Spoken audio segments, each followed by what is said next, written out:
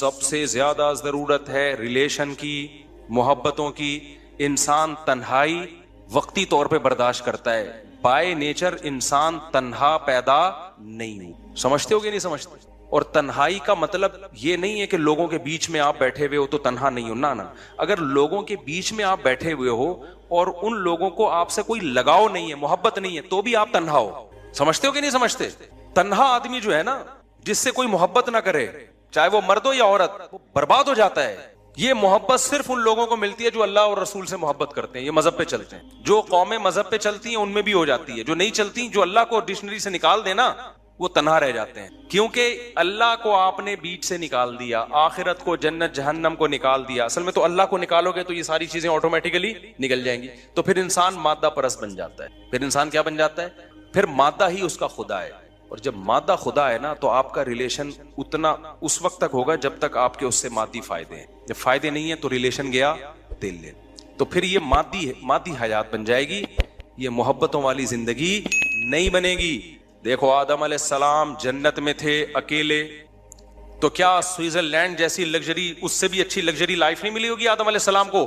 میں اس سوال کا جواب دے رہا ہوں کہ سوئٹزرلینڈ میں اتنی خودکشیاں کیوں ہو رہی ہیں؟ پتہ ہے آپ کو کیوں ہو رہی ہیں؟ پہلے تو بتا دوں، اتنی ہو رہی ہیں کہ انہوں نے اس کو لیگل کر دیا ہے. سوئٹزرلینڈ میں ونس اپون اے ٹائم، ابے ہر آدمی کا خواب ہے نا سوئٹزرلینڈ جانے کا. کیا ہو گیا بھائی؟ ادھر توجہ، کیمرے کو نہ دیکھو. ہر آدمی کا خواب ہے یا نہیں ہے؟ بولو نا. سوئٹزرلینڈ میں اگر آپ کو ابھی گھر مل جائے، 1 منٹ بھی انڈا موڑ پہ رہو گے؟ یار سوئٹزرلینڈ، یار سوئس بینک میں اکاؤنٹ اور نیشنلٹی مل جائے تو پھر آپ کہو گے اب جنت میں جانے کی ضرورت ہی نہیں ہے. لیکن جو لوگ سوئٹزرلینڈ کی جنت میں رہتے ہیں، آج سے چند سال پہلے اتنی زیادہ خودکشیاں کر کے مرتے تھے کہ گورنمنٹ نے پہلے کہا کہ بھئی یہ اللیگل ہے، خودکشیوں سے لوگوں کو روکو. لوگوں نے کہا جب اللیگل ہے تو مرنے کے بعد سزا ملے گی نا. کیا خیال ہے؟ یہ ایسی چیز ہے جس کو روکنا، قانون کے ذریعے روکنا ممکن نہیں ہے. ارے بھائی زیادہ زیادہ اس سزا پہ ہم کیا کر سکتے ہیں؟ پھانسی. تو وہ کہہ رہے میں تو مرنا ہی تو چاہ رہا ہوں میں. ارے دنیا میں سب سے بڑی سزا کیا سمجھی جاتی ہے؟ پھانسی. تو آپ زیادہ زیادہ یہ کر دو کہ جو خودکشی کرے گا اس کو پھانسی دے دی جائے گی تو کہے گا فہو المرام. کیا خیال ہے بھائی؟ تو یہی تو مقصد ہے بھائی. تو کچھ یہ ممکن ہی نہیں ہے. تو سوئٹزرلینڈ نے ایک عقل مندی کی، انہوں نے بولا یار اتنے لوگ مر رہے ہیں تو مرتے ہیں غلط طریقے سے نا.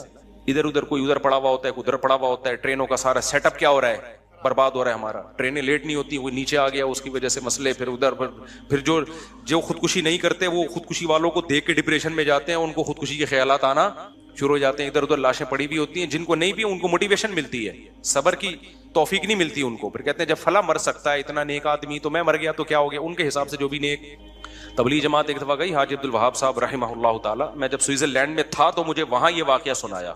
سوئٹزرلینڈ میں جب میں تھا نا تو وہیں کے مقامی مسلمان نے مجھے یہ واقعہ سنایا جو میں آپ کے سامنے سنا رہا ہوں. انہوں نے کہا کہ یہاں کئی سال پہلے حاجی عبدالوہاب صاحب آئے تھے. تبلیغ والوں نے بڑی محنتیں کی ہیں، کہاں نہیں. تو حاجی عبدالوہاب صاحب کو پتا چلا کہ 2 بندے ہیں. ہوا یہ ان کی خدمت میں 2 گورے لائے گئے. وہ گورے کیا تھے؟ وہ پورا ان کا پلان تھا کہ ہم نے اتنے بج کے اتنے منٹ پہ اجتماعی طور پہ مر جانا ہے. جوان لڑکے تھے، شراب کباب دولت سب کچھ. تو کسی نے ان کو بول دیا بھائی ادھر ٹرائی کر کے دیکھ لو. ایک بزرگ آئے ہوئے تو مرنے سے پہلے ایک یہ لائف اسٹائل بھی ہے. وہ آ گئے اور اللہ کا شکر ہے خودکشی سے بھی بچ گئے، نیک بنے. اتنی بڑی بڑی داڑیاں رکھی، پوری زندگی تبلیغ کے لیے ان گوروں نے، سوئٹزرلینڈ کے گوروں نے وقف کر دیا. پتہ نہیں کہاں گاؤں دیہاتوں میں ان کی تشکیل ہوئی ہوگی سوئٹزرلینڈ کو چھوڑ کر. ایسے تبلیغ نے ہزاروں لوگوں کو خودکشیوں سے بچایا، ہزاروں کو. ٹینشن سے بچانے کا پروگرام گورے کے پاس نہیں ہے، مولوی کے پاس ہے. سمجھتے ہو؟ میرے ولاگ پہ نا کل کسی نے کمنٹ کیے ہوئے تھے کہ مفتی صاحب کے اتنے بیگم، اتنے بچے اور پھر بھی اتنے خوش ہیں. ان کا خیال یہ تھا یہ تو اتنی ذمہ داریاں، اتنی ٹینشنوں کے بعد تو خوش رہنا ممکن نہیں ہے. تو ایک لائف اسٹائل یہ کہ ٹینشنوں کے تمام اسباب کے بعد آپ کہہ رہے ہو کہ خوش ہے. لیکن میں نے جاپانیوں کو دیکھا ٹینشنوں، اور سوئٹزرلینڈ والوں کو دیکھا ٹینشن کا کوئی سبب نہیں ہے، پھر بھی کیا ہے ٹینشن میں. اس کا مطلب کوئی ٹیکنیکل فالٹ ہے نا آپ کے اور ہمارے نظریے میں، کوئی فالٹ ہے بھائی. تو یہ مینوفیکچرنگ فالٹ نہیں ہے، یہ بعد میں آپ نے پیدا کیا ہے. وہ فالٹ یہ کہ آپ نیچر سے ہٹنے میں سکون تلاش کر رہے ہو، اور اسلام آپ کو نیچر کی طرف لے کر آ رہا ہے. بیوی بچے ہونا یہ نیچر ہے انسان کی. یہ ٹینشن چھوٹی ٹینشن ہے، بڑی ٹینشنوں سے بچاتی ہے. خاندان ہونا، محبتیں ملتی ہیں اس سے انسان کو. اولاد ہونا، بچے ہونا، بھتیجے ہونا، بھانجے ہونا، پوتے ہونا، نواسے ہونا، باپ ہونا، بھائی ہونا، بہن ہونا، چاچے ہونا، مامے ہونا، یہ نیچرل ہے. اور وہ جو ہے نا سوئٹزرلینڈ، میں اور میرا پیسہ، یہ نیچرل نہیں ہے. اس میں پیسہ تو ہوگا، ریلیشن نہیں ہوگا، محبتیں نہیں ہوں گی. اس سے ہمارا وہ گاؤں دیہات کا آدمی اچھا ہے جو منجی پہ بیٹھتے دودھ نکال کے پیتا ہے اور مکھن پہ زندگی گزار دیتا ہے، وہ زیادہ خوش ہے. سمجھتے اس کے ریلیشن مضبوط ہیں، محبتیں ہیں. گاؤں دیہاتوں میں تو گیا ہوں میں، جاپان سوئٹزرلینڈ بھی گیا ہوں، تو میں کچی آبادیوں میں بھی ٹائم گزارا ہے ہم نے بہت ٹریولنگ کی ہے. آج سے تھوڑی میں ٹریولنگ کر رہا ہوں، میں تو بچپن سے ٹریولنگ کر رہا ہوں. گاؤں دیہاتوں میں بھی ہم نے ٹائم گزارا ہے، پہاڑوں پتھروں میں بھی، بلوچستان کے خشک پہاڑوں میں بھی ہم نے ٹائم گزارا ہے. تو ٹیکنیکل فالٹ تو سوئٹزرلینڈ کا میں ختم کر دوں نا پہلے. تو انہوں نے کیا کیا میرے بھائی، کوئی ادھر چپکا ہوا ہے، کوئی اس بجلی کے کھمبے سے، اس سے بجلی کا مسئلہ بھی کیا ہوتا ہے، اور ان کو دیکھ دیکھ کے جو نہیں چپک رہے ان کو بھی چپکنے کا شوق بولو پیدا ہو رہا ہے. تو مجبور ہو کے سوئٹزرلینڈ کی گورنمنٹ نے یہ کیا کہ یار ایک کام جب ہو ہی رہا ہے تو تمیز سے ہو جائے، اچھا نہیں. تو انہوں نے پھر لیگل کر دیا. انہوں نے بولا رجسٹریشن کروائیں، اور اس میں ٹائم لگتا ہے، رجسٹریشن میں اس میں ٹائم لگتا ہے. وہ کہتے ہیں آپ نے مرنا ہی ہے نا تو ہم آپ کو بتائیں گے کیسے مرنا ہے، تمیز سے مرو. بھائی مرنے کا بھی ہر کام تمیز سے ہوتا ہے، ہمارے یہاں ہر کام بدتمیزی سے ہو رہا ہے. کیا خیال ہے؟ گورے میں ایک بڑی کوالٹی ہے، کام صحیح ہو یا غلط ہو لیکن ہوتا کیا ہے، لائن میں لگ کے تمیز سے. انہوں نے کہا مرنا ہے، جہنم میں جانا ہے، لائن میں لگ کے جاؤ جہنم. یہ نہیں ادھر سے پہلے میں کودوں گا تو پہلے جہنم میں کودے کرتے. خودکشی کرنے والا تو آگ میں جلتا ہے. وہ کیا کافر جب خودکشی کرتا ہے تو کفر کا گناہ بھی خودکشی کا گناہ ایک الگ سے ملتا ہے اس کو. جس خدا نے تجھے پیدا کیا تھا اس پہ توکل کیوں نہیں کیا تو نے، اس پہ اعتماد کیوں نہیں کیا، دنیا کو مسافر خانہ کیوں نہیں سمجھا، میری آیات پر ایمان کیوں نہیں لے کر آیا، وہ اور جہنم کی بڑی آگ میں کود رہا ہے. تو انہوں نے کہا تمیز سے لائن لگا کے کودو. یہ ہفرا تفری، پہلے میں جہنم میں گھسوں گا، ابو جہل سے میں نے ملاقات کرنی ہوگا، میں مرزا غلام احمد قادیانی سے میری ملاقات کل کی طے ہو چکی ہے اور آپ ابھی وہ کر رہے ہو. تو وہ کہتے تمیز سے آپ سب کو، فرعون سے، حامان سے، اور ابو جہل سے، اور نمرود سے، مرزا غلام احمد قادیانی سے، ان تمام لوگوں سے آپ کی ملاقات ہم نے پہلے سے ایک اپوائنٹمنٹ ہے. اتنے آدمیوں سے فرعون ایک ہی ٹائم پہ نہیں مل سکتا. یہ میں اس لیے کہہ رہا ہوں کہ آج ہمارے ہاں بھی خودکشی کا رجحان بڑھ رہا ہے. تو یہ خودکشی کرنے والا اس خوش فہمی میں نہ رہے کہ میں غموں سے جان چھڑا کے بچ جاتا ہوں. بھائی تم غموں سے جان چھڑا کر اس سے بڑے غموں میں اپنے آپ کو دھکیل دیتے ہو. اللہ نہیں چھوڑے گا. اللہ کے سامنے یہ عذر نہیں ہے کہ میں بے روزگار تھا. ایک شخص نے نبی کے دور میں جہاد میں زخمی ہوا اور زخموں کی تکلیف کی وجہ سے اپنا گلا کاٹ دیا. نبی نے فرمایا جہنم میں. زخموں کی تکلیف کم ہوتی ہے کیا؟ تو آپ کس خوش فہمی میں ہو کہ آپ اپنے آپ کو مار دو گے تو آپ بچ جاؤ گے؟ نہ، اللہ نہیں چھوڑے گا. اللہ جہاں غفور الرحیم ہے، عزیز ذو انتقام بھی ہے، وہ انتقام لینے والا بھی ہے. قتل چاہے کسی اور کا ہو چاہے اپنا ہو، یہ جان کہ ہم خود مالک نہیں ہیں. غیر مسلم کہتے ہیں میں اپنی، میرا جسم میری مرضی، یہ غیر مسلموں کے نعرے ہیں. مسلمان کہتے ہیں نہ عورت کے جسم پہ اس کی مرضی، نہ مرد کے جسم پہ اس کی مرضی. یہ ہمیں اللہ نے دیا ہے بھائی. جب اللہ نے دیا تو وہ جیسے کہے گا ہم ویسے چلائیں گے. بھی اس کو کہنا چاہیے. میں نے وسکو اس لیے کہا، لوگ آج کل کہہ رہے ہیں یہ لفظ، کہتے ہیں نا وسکو، وب. ایک صاحب مجھے کہنے لگے جب یہ کام میں کروں گا وب تم نے بھی یہ کرنا پڑے گا. تو کچھ لغتیں ہم لوگوں سے ادھار لے رہے ہیں. خیر، تو وہ کیا کیا، انہوں نے کہا بھائی لائن لگا کے جہنم میں جائیں. اب کیا ہو گیا کہ سیٹ اپ پورا بنا دیا انہوں نے. رجسٹریشن ہو رہی ہے. ہم بجلی سے مرنا پسند کریں گے یا گیس سے مرنا پسند، اجتماعی مرنا. اللہ بچائے، میں کو مذاق اڑانا مقصد نہیں ہے، لیکن اللہ ہم سب کو اس عذاب سے بچائے. تو یہ ایک دوسرا پہلو ہے. یہ کیا ہے بھائی؟ ایک دوسرا پہلو. اس پہلو کو نظر انداز کر دیا جاتا ہے. تو اس میں کیا چیز ہے جو سب سے اہم؟ ریلیشن ختم ہو گیا. کیا ختم ہو گیا؟ پیسہ پیسہ پیسہ. اب لوگ کہہ رہے ہیں پیسہ ہے تو اچھی بیوی ملے گی. غلط، 100% غلط ہے. میں نے ایک بیان میں کہا ہے کہ پیسہ ہوگا تو آپ کو اچھی بیوی ملے گی. اس سے مراد یہ کہ آپ جس کو اچھی سمجھتے ہو، مالدار کو آپ اچھی سمجھتے ہو، تو وہ پیسے والوں کو ہی ملتی ہے. لیکن اچھی جو شریعت کی نظر میں اچھی ہے بھائی، وہ اگر پیسہ دیکھ کے آ رہی ہے تو امکان ہے اچھی بھی ہو سکتی ہے اور بری بھی ہو سکتی ہے. ہم نے بہت سارے غریبوں میں ایسی وفادار عورتیں دیکھی ہیں. ہمارے ایک جاننے والے تھے، ان کی ڈیتھ ہوئی، بہت غریب رکشا چلاتا تھا وہ. جب اس کے شوہر کی ڈیتھ ہوئی ہے، بوڑھے شوہر کی، اس کی بیوی نے جا کے اس کے جوتے سر پہ رکھ لیے اپنے غم سے. حالانکہ کیا گھر میں لا کے کچھ ٹکڑے، بھوسی ٹکڑے کھلا رہا تھا گھر میں لا کے. لیکن عورت کو اپنے شوہر سے محبت تھی کہ میرا زندگی اس شخص کے ساتھ میں نے گزار دی، آج یہ آنکھیں بند کر کے دنیا سے چلا گیا. ہمارے جس دوست نے یہ واقعہ سنایا، میں نے کہا یار ایسی محبت اکثر 100% نہیں، اکثر مالداروں میں ہمیں نہیں ملی. اکثر نہیں ملی. پیسے کی مالداروں میں تو ایسے کیس آ رہے ہیں کہ شوہر کے پاس پیسہ گیا تو بیگم بھی گئی. ابھی چند دن پہلے ہمارے ایک جاننے والے ملے، پیسہ تھا ان کے پاس. جب پیسہ گیا تو بیگم نے خلا لے کے کورٹ سے پتلی گلی سے نکل لی. وہ بیچارہ رو رہا ہے، میرے سامنے دکھڑا سنایا. میں نے بچوں کو پڑھایا لکھایا، بیگم بھی گئی اور بچے بھی گئے. کورٹ نے یہاں تک اس کو کہا کہ عورت کو کہا کہ دیکھو اگر شوہر غریب ہو گیا ہے تو ایسے موقع پہ تو عورت شوہر کا ساتھ دیتی ہے. عورت نے کہا نہیں میں نے نہیں رہنا, کورٹ نے دے دیا خلا. اور الحمدللہ ہمارے کچھ مذہبی اسکالر بھی ایسے ہیں جو کہہ رہے ہیں مشکات میں بہت ساری حدیثیں ہیں جس سے پتہ چلتا ہے کہ یہ خلا ٹھیک ہے, حالانکہ ایک حدیث نہ مشکات میں نہ بخاری میں. ایک تو منجن ہر آدمی لے کے بیٹھا ہوا ہے یوٹیوب پہ, کیا کریں. بیان کے بعد میں ایک واقعہ سناؤں گا, پچھلی جمعے بھی میں نے کہا تھا پھر بھول گیا تھا. یہ عدالتی خلا پہ ایک واقعہ ہے جس سے جو میں چیخ رہا ہوں نا, یہ خلا کالعدم ہے تو میں بلا وجہ نہیں چیخ رہا. اور میں جب کانفیڈنٹلی کوئی دعویٰ کرتا ہوں نا اتنا, تو وہ دعویٰ غلط نہیں ہوتا. لوگ سمجھتے ہیں اس کو کیا پتا قرآن و حدیث کا. ہم نے 8 سال میں کیا گھاس کھائی ہے مدرسوں میں, 8 سال تو پڑھا ہے اور اس کے بعد 24 سال پڑھایا ہے. تو قرآن و سنت ہی پڑھایا ہے ہم نے, قرآن و سنت ہی پڑھایا ہے. تو میں جو دعویٰ کرتا ہوں نا کہ عامل 2 نمبر ہوتے ہیں, اس کا تو علم دین سے تعلق نہیں ہے, اس کا تو تعلق ہے مشاہدے سے. ایک بات, 3 طلاقیں 3 ہی ہوتی ہیں. تو میرے خلاف بہت سارے لوگوں نے کلپ بنائے کہ یہ بڑے بڑے دعوے کر دیتا ہے اور غلط. تو وہ جب میں نے دعویٰ کیا ہے نا تو وہ ایسے ہی دعویٰ نہیں کیا, اس کے پیچھے دلائل کی ایک مضبوط طاقت ہے. کوئی بیٹھے سامنے تو بتائیں گے ہم آپ کو, اور آپ جو الٹ پٹانگ دلائل دے رہے ہیں ان کی پول پٹیاں بھی کھولیں گے ہم. صحابہ تابعین میں یہ مسئلہ اجماعی تھا, یہ بعد میں اختلاف پیدا کیا گیا ہے. اور اجماعی مسئلے قطعی ہوتے ہیں, ان میں کسی سے فتویٰ لینا جائز نہیں ہوتا. کوئی بھی اہل حدیث اگر 3 طلاق کو ایک کہتا ہے بیوی حلال نہیں ہوگی, یہ میں کانفیڈنٹلی کہہ رہا ہوں, میں مذاق نہیں کر رہا, سمجھ رہے ہو. اور تیسری بات, یہ جو عدالت کے کھلے آج کل چل رہے ہیں اس میں کچھ خلا صحیح بھی ہوتے ہیں جہاں شوہر ظالم ہو اور ثبوت سے ثابت ہو جائے. اور شوہر ایک خاص نوعیت کا ظلم, تھوڑا بہت اونچ نیچ تو ہر گھر میں ہوتی ہے, لیکن جو یہ قانون ہے کہ عورت اپنی مرضی سے جب چاہے طلاق لے سکتی ہے, تو یہ آپشن مرد کے پاس ہے کہ وہ طلاق دے سکتا ہے. اس کو بھی منع کیا گیا بلا وجہ نہ دے, لیکن دے دے گا تو ہو جائے گی. عورت کے پاس اللہ نے طلاق کا حق نہیں دیا. خلا ایگریمنٹ ہے, میاں بیوی کی رضامندی سے ہوتا ہے, شوہر راضی ہوگا تو ہوگا. ہاں فسخ نکاح, عدالت بعض دفعہ فسخ کر سکتی ہے نکاح کو, لیکن وہ چند کنڈیشن میں کر سکتی ہے, چند کنڈیشن میں. یہاں لوگ کہتے ہیں یہ فقہ حنفی ہم پہ تھوپ رہے ہیں. میں حنفی فقہ میں تو ہے ہی نہیں, بہت سخت شرائط ہیں. ہم تو امام شافعی, امام احمد حنبل کے بھی فقہ کو فالو کر لیتے ہیں اس مسئلے میں کہ چلو عورت کو کسی طرح بہت براڈ مائنڈڈ کر کے ہم کہہ رہے ہیں, ہم اس پہ بھی فتویٰ دے دیتے ہیں.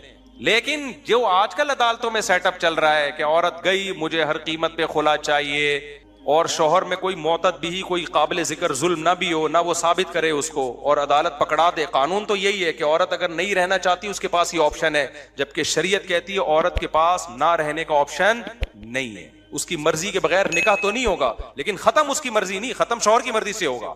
اب آپ کو اس پہ اسلام اچھا لگے برا لگے آپ کی مرضی, آپ چھوڑ دو اسلام کو بھائی, چلے جاؤ سوئٹزرلینڈ, آپ چلے جاؤ جاپان اسلام چھوڑ کے, تو ان کا حال دیکھو کیا ہوا ہے. اس میں حکمت کیا ہے کہ عورت کو شریعت نے پابند کیوں کیا ہے, یہ حکمتوں پر میں کئی بار بیان کر چکا ہوں. یہ عورت کے فائدے کے لیے, کیونکہ اگر اس کے اگینسٹ چلیں گے نا عورت کا بیڑا غرق ہو جائے گا. اس میں کیا ہے وہ تفصیل سے میں بیان کر چکا ہوں, ابھی میں وہ ٹاپک نہیں چھیڑوں گا. لیکن ابھی تو یہ بتانا مقصد ہے کہ یہ جو آج کل کے نئے نئے اسکالر آ رہے ہیں نا کہ نہیں جی عدالتی خلا عورت جب جائے تو لے سکتی ہے, جج سمجھتا ہے کہ یہ نہیں رہ سکتی ایکچولی تو چھوڑ دو اس کو. یہ جج اپنی بیوی کو چھوڑ سکتا ہے, دوسروں کی بیویوں کو چھوڑنے کا جج کے پاس کوئی رائٹ نہیں ہے. اب میری بات خواتین کو بری لگتی ہے تو وہ میرے خلاف بولتی ہیں. بھائی میرے خلاف نہیں بولو, اللہ رسول کے خلاف بولو. میرے خلاف, میں تو قرآن بیان کر رہا ہوں. لوگ کہتے ہیں کہ وہ فلانے اسکالر نے حدیث نمبر پیش کی ہے اور اس میں تو لکھا ہوا ہے خلا عورت خود بھی لے سکتی ہے, فلانے وہ نمبروں سے متاثر کر رہے ہیں. میرے بھائی آپ کو اس حدیث کا ترجمہ پڑھ لو تو پتہ چل جائے گا, کیونکہ ان کم وقتوں کو ترجمے بھی نہیں آتے, ترجمے بھی غلط کر رہے ہوتے ہیں بہت دفعہ. عربی تو آتی نہیں ہے ان لوگوں کو بیچاروں کو. تو کوئی ایسی حدیث نہیں ہے جس میں ہوتا ہے کہ جج کے پاس رائٹ ہے کہ وہ جب چاہے عورت کو خلا دے سکتا ہے جب بھی عورت جائے گی. ایسے کوئی حدیث نہیں ہے.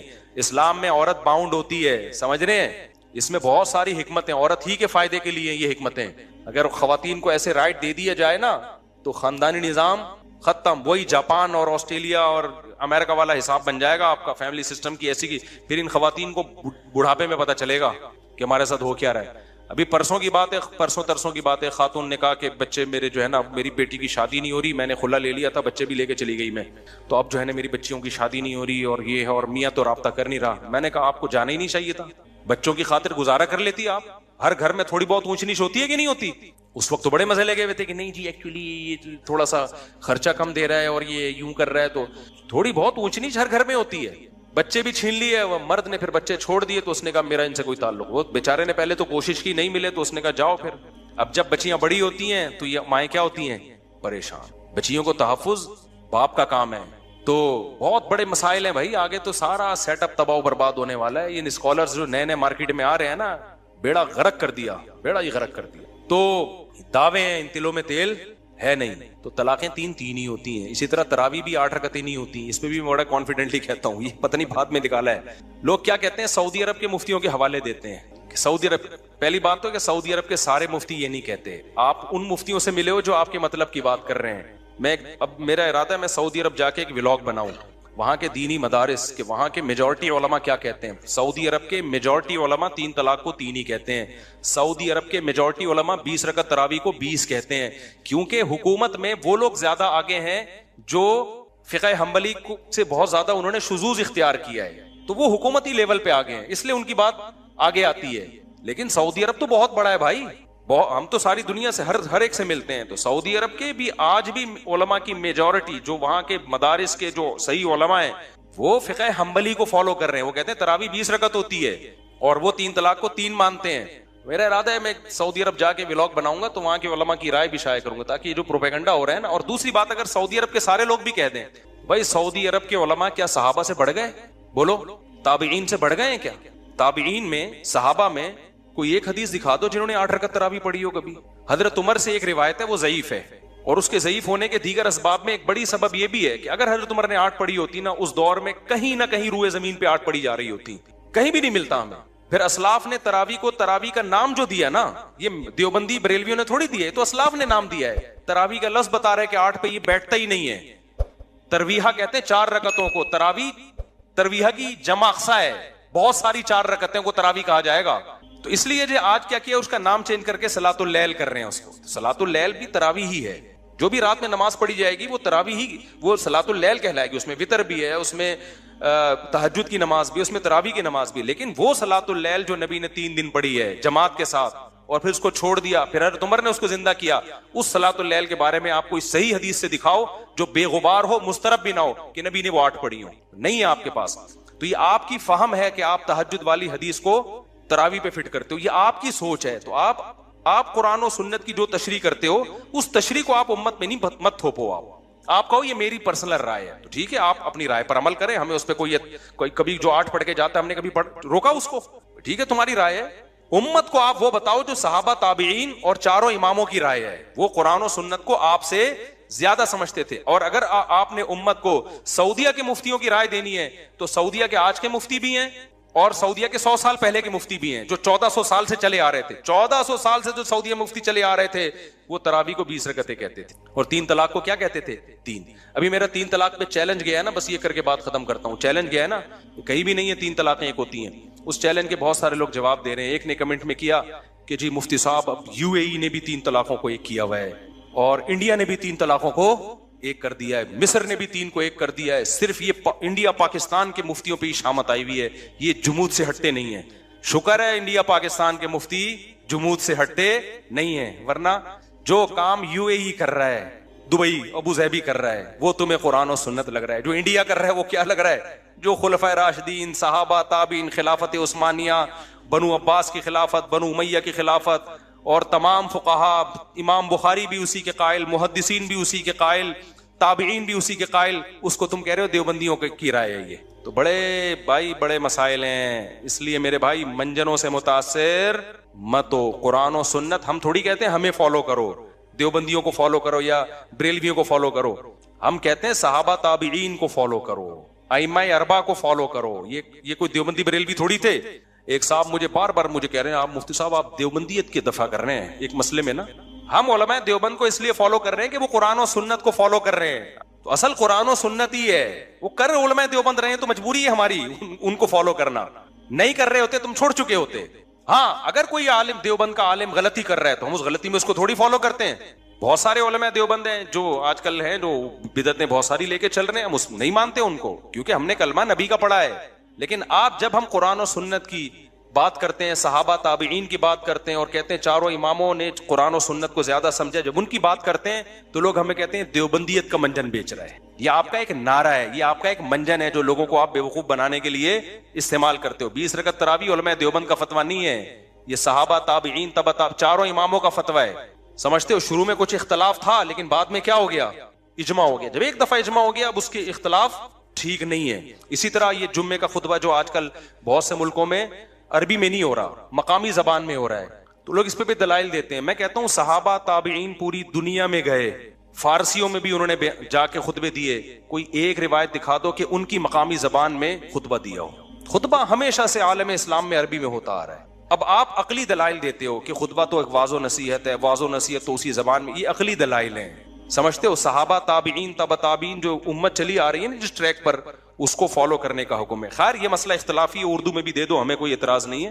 لیکن ہمیں آپ جو سمجھتے ہو نا کہ یہ قرآن و سنت نہیں جانتے, آپ سے الحمدللہ زیادہ جانتے. تو میں نے جو دعوے کیے نا 3 طلاق 3 ہوتی ہے, خلا دالتی خلا, بالکل 100% جو آج کل جو سیٹ اپ چل رہا ہے کلعدم ہے اور عاملوں کے بارے میں, تو یہ بہت سے لوگ میرے خلاف کلپ بازی کر رہے ہیں, پھینک رہے ہیں لمبی لمبی, پھینک نہیں رہے. یہ کانفیڈنٹلی ہم یہ بات کر رہے ہیں. بہت زیادہ ٹائم لے لیا آپ کا, اللہ تعالیٰ سمجھنے کی عمل کی توفیق.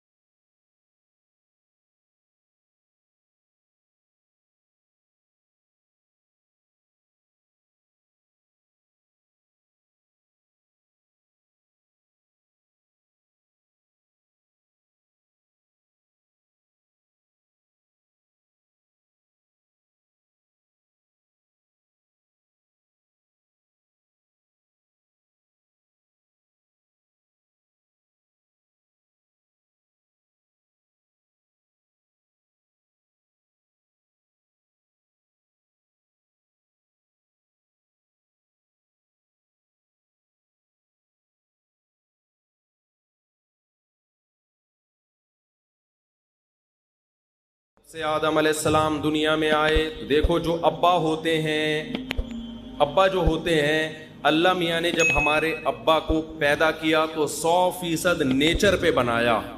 100% کس پہ بنایا؟ نیچر پہ. کیونکہ انسان کی ابتدا ہے نا, تو بالکل کیسے ہوں گے وہ؟ نیچر پہ. پھر جو قومیں آئیں وہ 100% نیچر پہ تھی.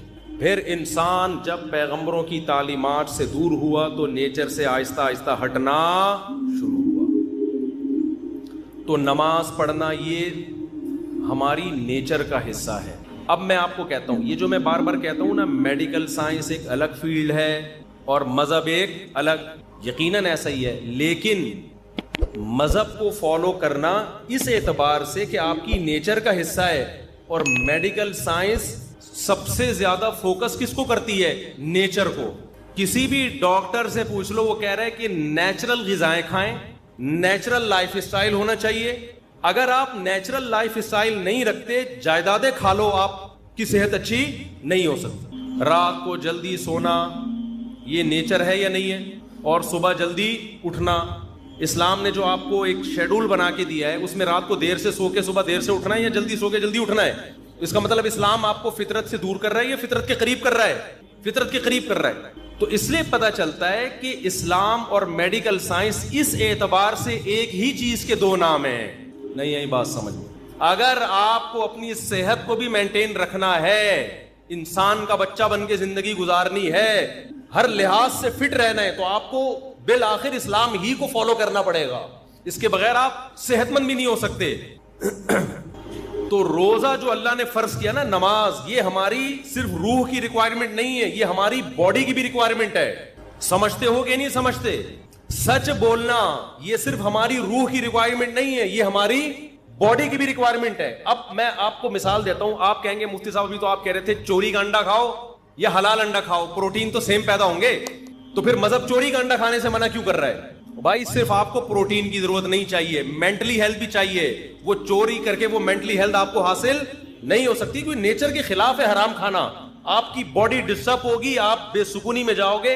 ہو سکتا ہے آپ پروٹین کا ایک کنستر بن جاؤ, گھی کا ڈبہ بن جاؤ آپ, لیکن آپ خودکشی سے مرو گے. چوری کرنے والے کبھی بھی سکون میں نہیں ہوتے. میڈیکل سائنس کوئی فرق نہیں کرتی نکاح اور زنا میں, کہتے ہیں ایک سیم پروسیس ہے, نکاح میں بھی وہی, زنا میں بھی وہی. لیکن حقیقت یہ ہے کہ زنا کرنے والے اسٹریس اور ڈپریشن میں جاتے ہیں, نکاح کرنے والے اتنی ٹینشنیں لے کے بھی وہ ٹینشن نہیں لیتے, کیونکہ نیچر ہے. بہت مشکل ہے بھائی, رہنے دو یار.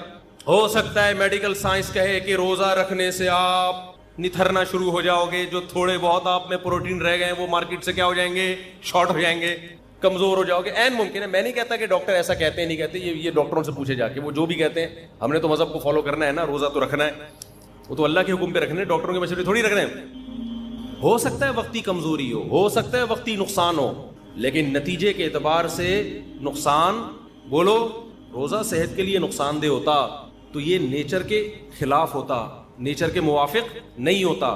پھر قرآن کا یہ دعویٰ غلط ہو جاتا, فطرت اللہ التی فطر الناس علیہا, یہ انسان کی وہ نیچر ہے جس پہ میں نے انسان کو پیدا کیا, اسلام.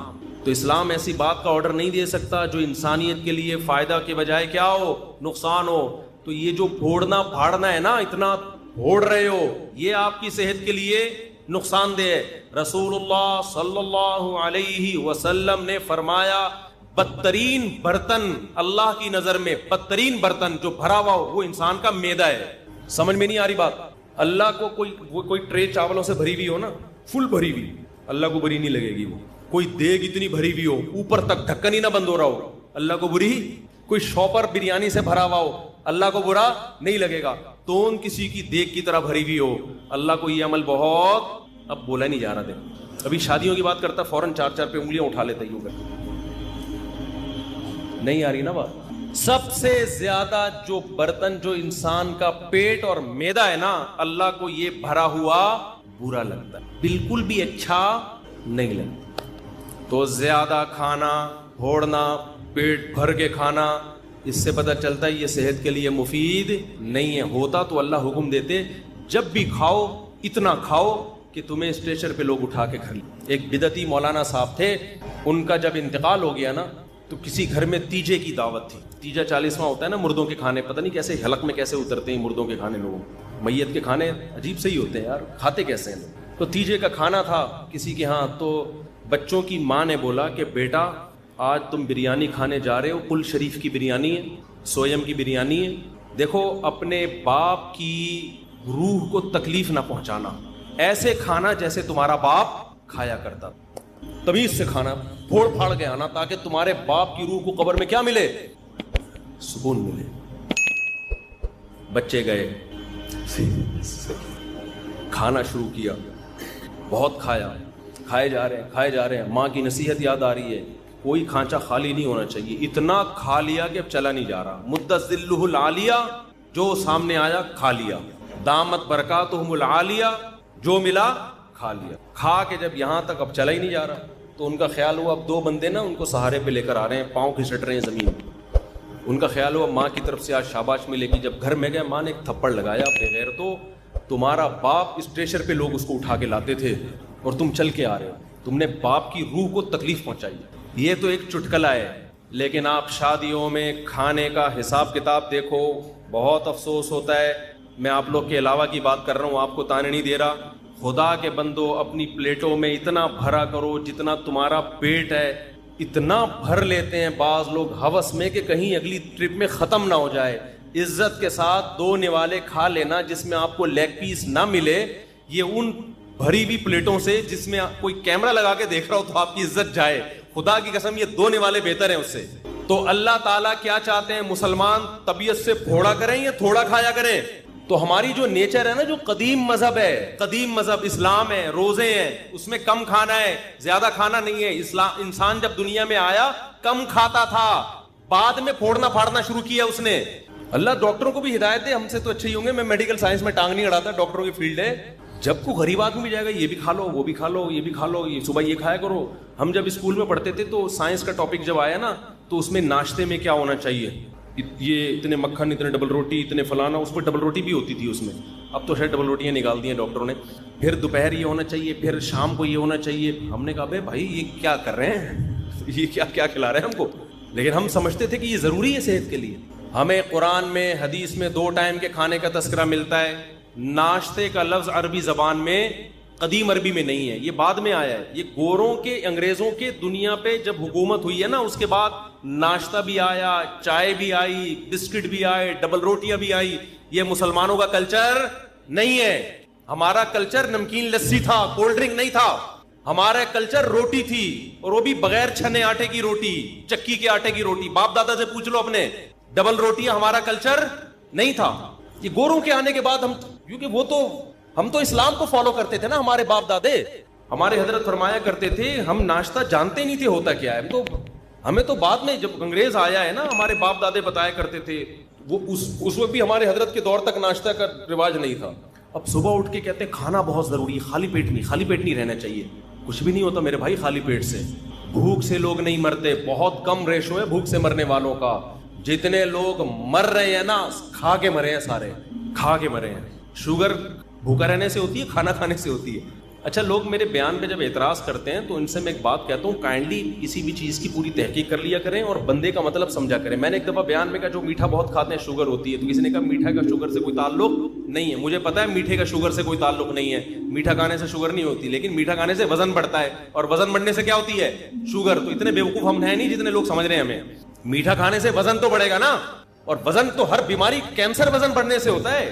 تو اتنے بیوقوف ہم ہیں نہیں. تبصرہ کرنے سے پہلے تھوڑا سا سوچ لیا کرو. ویٹ بڑھنا ہے, ویٹ تو ویٹ کھانا کھانے سے بڑھتا ہے یا کھانا چھوڑنے سے بڑھتا ہے؟ کھانے سے بڑھتا ہے, کھانے سے بڑھتا ہے. اوپر جتنے جائیں گے نوالے اتنا ویٹ. تو اس لیے میں جو اصل بات, یہ میرا آخری بیان ہے نا آج کرنے, پھر میرا سفر ہے, پھر میں رمضان میں آؤں گا, یعنی بیچ میں آؤں گا رمضان کا. سنو میری بات, آخری بات بالکل سچی مچی کی آخری. دیکھو یہ جو رمضان ہے نا, اللہ نے آپ کو موقع دیا ہے روحانی طاقت کے لیے بھی اور جسمانی طاقت کے لیے بھی. اس رمضان میں روحانی کام بھی کرو, گناہ چھوڑو. کیا کرنا ہے؟ تمام کبیرہ گناہوں کی لسٹ بنا لو. یہ کرتا ہوں, فحش فلمیں آج کل بہت نوجوانوں میں رائج ہو گئی ہیں, اس کو گناہ سمجھنا چھوڑ دیا ہے. یہ گناہ, ماں باپ کے ساتھ بد کلامی, بہنوں کی وراثت نہیں دے رہا, جھوٹ بولنا, سارے گناہوں کی. ہمارے استاذ کہا کرتے تھے گناہوں کو نا ڈائری میں لکھو, لسٹ بناؤ کہ میری زندگی کا عزم ہے کہ ان گناہوں کو میں نے اپنی زندگی سے نکالنا. اس کے لیے پلاننگ کرو. تو رمضان سے بہترین پلاننگ کا ٹائم آپ کے پاس کوئی بھی نہیں ہے. سمجھتے ہو؟ تمام گناہوں کو اپنی زندگی سے نکالنا ہے. عزم کرو اس رمضان میں 5 ٹائم تکبیر اولیٰ کے ساتھ ہم نے نماز پڑھنی ہے. یہ عزم کرو. عزم کرو رمضان میں 20 رکعت تراویح پڑھنی ہے. دیکھو اسلاف کے دور میں 20 رکعت تراویح تھی. 8 رکعت تراویح ہمیں کسی صحابی تابعی سے نہیں ملتا. اگر حضرت عمر نے جو 8 رکعت والی روایت صحیح ہوتی نا, حضرت عمر سے 8 رکعت بھی منقول ہے, وہ روایت صحیح نہیں ہے. اگر وہ روایت صحیح ہوتی تو پوری روئے زمین پر کہیں تو 8 رکعت ہو رہی ہوتی. اس وقت کہیں بھی نہیں ہوتی, کہیں بھی نہیں تھی. حرمین میں 1400 سال ایک رمضان بھی ایسا نہیں آیا جس میں 20 رکعت سے 1 رکعت بھی کم تراویح ہوئی ہو. ہاں اب جا کے وہ 10 کر دیے کووڈ کی وجہ سے. وہ اب اگر کر بھی دیے تو ہمیں اس سے کوئی فرق نہیں پڑتا. 1400 سال تک کیا ہو رہا تھا؟ لوگ کہتے ہیں حرم میں رفع الیدین بھی تو ہوتا ہے. حرم میں رفع الیدین ہوتا بھی رہا ہے اور ترک رفع الیدین بھی ہوتا رہا ہے. جب احناف کی حکومت تھی, صدیوں حنفیوں نے حکومت کی حرمین پر. اس وقت جو حنفی امام تھا بغیر رفع الیدین کے نماز پڑھاتا تھا. لیکن اگر کوئی رفع الیدین کے ساتھ پڑھاتا تو اس پہ بھی اعتراض نہیں تھا، کیونکہ صحابہ میں آپ کو رفع الیدین والے بھی ملیں گے اور رفع الیدین نہ کرنے والے بھی ملیں گے، تو ہماری نظر میں اس سے کوئی فرق نہیں پڑتا۔ لیکن تراویح کا جہاں تک مسئلہ ہے، ایک سال بھی حرمین میں صدیوں تک ایسا نہیں آیا کہ مسجد نبوی یا مسجد حرام میں 20 رکعت سے کم تراویح ہوئی ہو۔ اب جا کے سعودی حکومت نے اگر چینج کیا ہے کورونا کی وجہ سے یا کسی بھی وجہ سے، تو وہ چینجنگ سعودی حکومت کا اپنا ہیڈک ہے، وہ پوری امت پہ مسلط نہیں کیا جا سکتا کہ 1400 سال سے، یعنی لوگ کہتے ہیں نا حرمین میں رفع الیدین، اور بھائی 1400 سال سے ایک کام حرمین میں کیسے غلط ہو سکتا ہے؟ رفع الیدین تو حرمین میں ہوا اور نہیں بھی ہوا، دونوں نمازیں چلتی رہی ہیں، لہذا دونوں ٹھیک ہیں، لیکن تراویح کبھی بھی 20 رکعت سے کم نہیں ہوئی ہے۔ تو اللہ، اگر یہ نماز بدعت ہوتی، یہ غیر سنت ہوتی تو کیسے ہو؟ اور پھر تہجد کی نماز کو تراویحوں سے ملانا، میرا اس پہ آڈیو بیان ہے پورا دلیل کے ساتھ، وہ آپ سن سکتے ہیں، بھی میں اس ٹاپک کو نہیں چھیڑتا۔ آپ نے عزم کرنا ہے کہ ہم نے تراویح کی نماز پابندی سے بولو پڑھنی، تو عزم کرتے ہیں کہ نہیں؟ اس کی بڑی روحانی برکتیں ہوں گی۔